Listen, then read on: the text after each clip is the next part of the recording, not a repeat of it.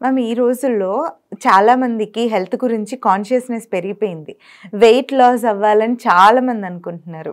దాంట్లో భాగంగా ఏ డైటీషియన్ దగ్గరికి, ఏ క్లినిక్‌కి వెళ్ళినా కూడా మీరు 10 కల్లా పడుకుంటే మేజర్ రోల్ నిద్రే ప్లే చేస్తుంది వెయిట్ లాస్‌లో అని చెప్తున్నారు. అది ఎంతవరకు కరెక్ట్?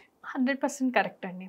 ఎందుకంటే మనకి ప్రాపర్ నిద్ర ఉండాలంటే మీరు ప్రాపర్‌గా తినాలి అని మనం ఏదైతే చెప్తామో, అలాగే ఈ ఒబేసిటీ అనేది కంట్రోల్ అవ్వాలంటే ఫస్ట్ మన హార్మోనల్ బ్యాలెన్స్ అనేది మెయింటైన్ అవ్వాలి. హార్మోనల్ బ్యాలెన్స్ నేను ఇంతకుముందు చెప్పినట్టు డీప్ స్లీప్‌లో మెయింటైన్ అవుతుంది. సో ఒక టైంకి పడుకోవడం, ఒక టైంకి లేవడం, ఆ డ్యూరేషన్ అనేది ప్రాపర్‌గా ఉండడం, క్వాలిటీ అనేది ప్రాపర్‌గా ఉన్నప్పుడు ఏమవుతుందంటే మన మెటబాలిక్ హార్మోన్స్ ఇన్సులిన్, గ్రేలిన్, లెప్టిన్ ఇవన్నీ కూడా కంట్రోల్‌లో ఉంటాయి.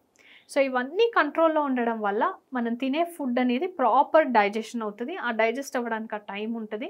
అండ్ దెన్ ఎనర్జీగా కన్వర్ట్ అవుతుంది. సో ఫ్యాట్గా కన్వర్ట్ కాకుండా ఉంటుంది.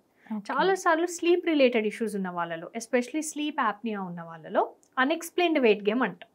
అంటే వాళ్ళు నేను కొంచెమే తింటున్నానండి, నేను నార్మల్గానే ఇదివరకు ఎలా ఉండేదో నా లైఫ్ స్టైల్ అలాగే ఉంది, పెద్ద నేను ఎక్సెస్ ఈటింగ్ ఏం చేయట్లేను, నా యాక్టివిటీ కూడా అలాగే ఉంది, సో లేజీగా ఉండడం అలా ఏం చేయట్లేను, అయినా కానీ బరువు పెరుగుతున్నాను అని అంటారు.